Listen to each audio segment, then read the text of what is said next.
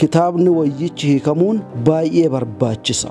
Dubbii waaqayyoo qixa sirrii ta'etti akka ifi dubbatut akka ifi hubatut aadaa fi adaala ifi jirut dubbii waaqaatiin namni akka hubatuuf gargaara looga isaatitti hiikamuu isaa. Akkuma badhaadhina kennaatiin akkaataa loqoda kennaa akkaataa haasa'e kennaa jechooti nuti ittiin fayyadamnu garaagarummaa qaba waan ta'eef garaagarummaan kenna immoo midhaaguu kenna malee ammeennaa muti waan ta'eef afaan Oromoo ammoo wanni adda isa godha akkuma barreeffamee dubbifama akkuma dubbifamutti barreeffama. Gujii bira dhatte bishaaniin qulqulluun jenna wayaan qulqulluun jenna waan dhimma waaqaa wal qabatuun immoo wayyuu jenna. Kadhaa kan jedhu amma kadhaan hin beekama salooti yookiin piraayer kan jedhamu afaan waliigalaatiin kadhannaan waan hundaaf bishaanleen kadhatanii durraalleen kadhatanii wantoota biraalleen kadhatanii waaqalleen kadhatanii jennee sadarkaa waaqa gabbuusa. Kanaaf gujiin daadimata jedha. Kanaaf jechoota akkanaa kun afaan Oromoo waaltessuu keessatti bu'aa guddaa qaba. Qoonqoo ifi ergee fayyise ba'aa nama maraa sallise warra sadhu geeffate mara keessaa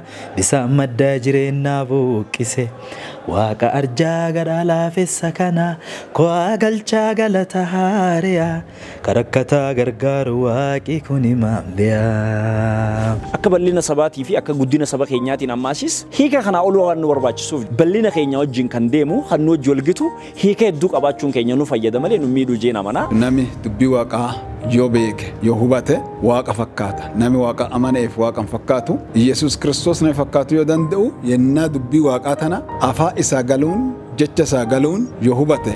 Gujiin nama maaf akkana jedha gooree qorii gooroo keetittiin galadhu akkas jedha. Kitaaba keenya afaan Oromoo gujiitiin amma hiikamee dhikaate kun gaaffii dhaloota keenya yeroo dheeraatitti deebii argate. Loqotu jiraatu kun cubbuumati uumamumaa waan ta'eef isa kana immoo bifa saniin irratti hojjetanii afaan Oromoo guutuu guddisuun guddoo barbaachisaa jechuudha. Jechootni gosa gosatti yookiin lafa lafatti dedhamee akka inni hafu jechoota haaraa ka jeebanaa ka ta'an ka hawaasa Oromoo dur dubbatu ka abbootiin dubbatan ka maanguddoon dubbatan ka biyya keessa jiru jechoota afaan Oromoo ka turan baay'ee qotee baasiisa jira hiikkaan kitaaba wayyichaa.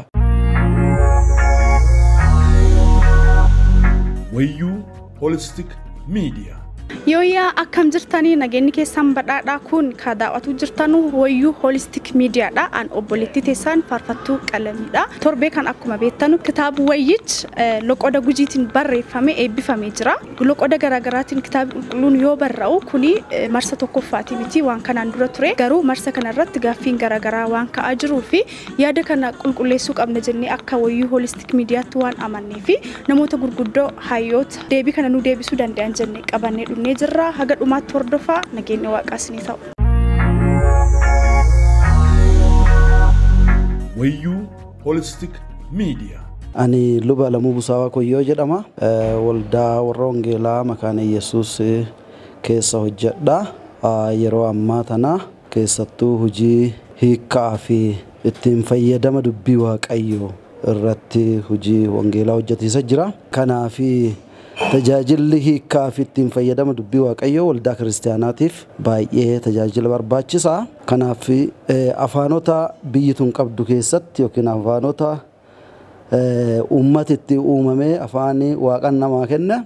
Afaan uummatni qabuun dubbii waaqaa hiikanee uummata dhaqqabsiisuun baay'ee barbaachisaa. Afaan ifii dhaga'uun dubbii waaqayyoo yookiin kitaaba qulqulluu hiikamee uummata argatiisisaa.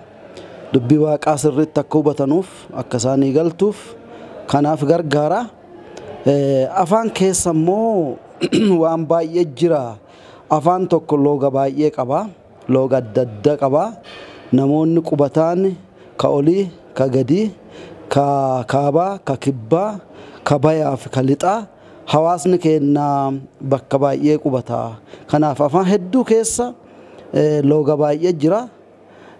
Akka saba keenya saba Oromootitti illee immoo looga baay'ee jira. Akkuma amma dubbadhe akkuma quttiin hawaasa keenyaatii fi hawaasni keenya ka Oromoo uummata Oromoo baay'ee ta'e looga ittiin dubbatan afaan Oromoo iyyuu atoo ta'u looga baay'ee jira. Gargar fageenya isaatii haka'e looga kaanii kuu hubatuu dhabuu danda'a. Looga lixaa warri bayaa hubachuu dhabuu hin jiraata. Ka kaabaa ka kibbaa hubachuu dhabuun hin danda'ama. wanni kanaa kun waan jiruufi afaan qofatti otoo hin ta'in looga loogatti kitaabni wayyichi hiikamuun baay'ee barbaachisa. Dubbii Waaqayyoo qixa sirrii ta'etti akka ifi dubbatutti akka ifi hubatutti aadaa fi adaala ifi jirutti dubbii Waaqaatiin namni akka hubatuuf gargaara looga isaatitti hiikamuu isaa. Kun tolchuu ammoo afaan hin guddisa malee afaan gargariin baasu, saballi gargariin baasu, saballi gargariin qoodu. Kanaaf hin barbaachisu yaadi jedhamu yaada hubantii hanqinnarraa ka'e ka dhufe yoo hin ta'in yaada dhugaa ifi keessaa qabuu miti. Waddeessi achi sinaan jedhama. Wanni amma dubbachuu barbaadu dhikootanaa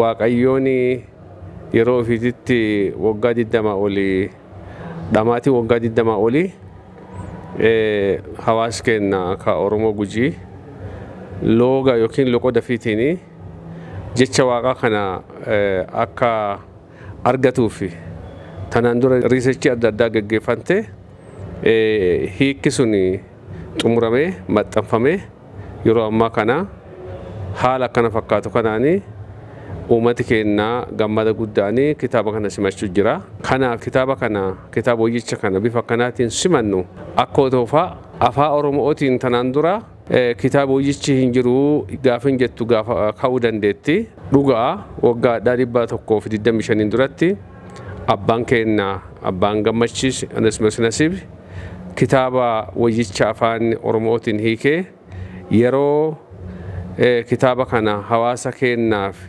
badhaasu seenaa isaa keessatti akkuma dhagarretti amma immoo qabeenya eenyullee hawaasa Oromoo irraa fudhatee hin dandeenye yeroo ammaa kana keessa qabeenyi guddaan harka hawaasa Oromoo galeera. Kun ammoo hawaasa Oromoo qofaaf adoontiin sabaa sallammii hundallee fi afaan kana kadhaguuf hundaaf akka ta'u jedhee dubbatee jira.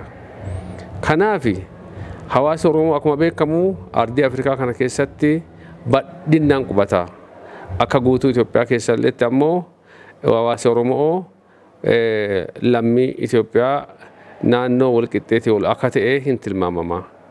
Kun ammoo akkuma badhina keenyaatiin akkaataa loqoda keenyaa akkaataa haasa'e keenyaa jechooti nuti ittiin fayyadamnu garaagarummaa qaba waan ta'eef yeroo san keessatti lixa jiddugala godhatee afaan Oromoo qabee sun afaanuma keenya ka Oromoo ta'e yaadoo jiru ammoo looga waan qabnuufi garaagarummaan keenya ammoo midhaaguu keenya malee ammeennaa muti waan ta'eef haasa'i namaa kuni loqodi namaa kuni akkuma mallattoo kaa'isii yookiin kaa'isaa jedhan tokkotti garaagarummaa waan ta'eef afaan Oromoo ammoo wanni adda isa godha akkuma barreeffamee dubbifama akkuma dubbifamutti barreeffama waan ta'eef. Kanaafuu loogi Wallaggaatiif ka Shawaa, ka Baalee, ka Arsii, ka Booranaa, ka Gujii, kan biraallee ka Ilubaaborillee, ka Jimmaalleen garaagarummaa akkuma qabu hunda, ka Harargeelleen garaagarummaa akkuma qabu hunda naannoo Gujiilleetti looga mataa fi ka qabu waan ta'eef afaan tokkochuma ka Oromoo ta'e looga fiitiin ammoo jecha Waaqaa kana argachuun moori hawaasa keenya ka Gujii gara wangalaa kana akka dhufuuf jecha Waaqaa kana gadi bu'aan akka hubatuuf akka xiinxalee waan hundumaa jecha Waaqaa keessaa waan barreeffamee duucha hubatuuf ta'ee waggaa 20 duratti riisarchiin hojjetame itti walii galame keessattuu gamtaan amantoota godina Gujii keessa jiraanu marii gaggeeffameen duubatti bifa akkanaatiin kitaaba akka maxxanfamu godhame waan ta'eef akkasitti akka hubatamu. Wayyuu Holistic Media.